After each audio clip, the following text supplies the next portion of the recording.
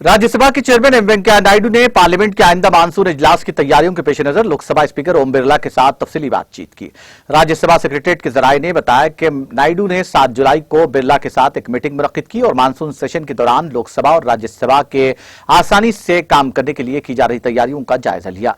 General secretaries और दोनों ऐवानों के आला अहदेदारों ने भी इजलास में शिरकत की। बताया जाता है कि इस मीटिंग के दौरान यह फैसला किया गया कि मानसून के इजलास के दौरान पार्लियामेंट के गुज़िश्ता इजलास की तरह इसी कोविड-19 के उसूलों पर भी अमल किया जाए। जराये के मुताबिक राज्यसभा के चेयरमैन और लोकसभा स्पीकर ने अराकीन पार्लियामेंट के वैक्सीनेशन प्रोग्राम का भी जायजा लिया। इजलास में दोनों प्रिसाइडिंग ऑफिसरान को आगाह किया गया कि दोनों ऐवानों के बेशतर मेंबरान पार्लियामेंट ने यह वैक्सीन ले रखी है। दोनों प्रिसाइडिंग ऑफिसर ने बाकी मेंबरान पार्लियामेंट को भी वैक्सीन जल्द लगाने के इंतजाम की हिदायत दी।